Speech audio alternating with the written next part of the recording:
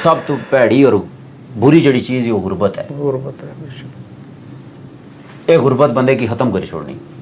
तुसा जितनी मर्जी है चंगी गल करने हो ना, गरीब हो तुसा गल्ला नहीं भुकती कोई नहीं।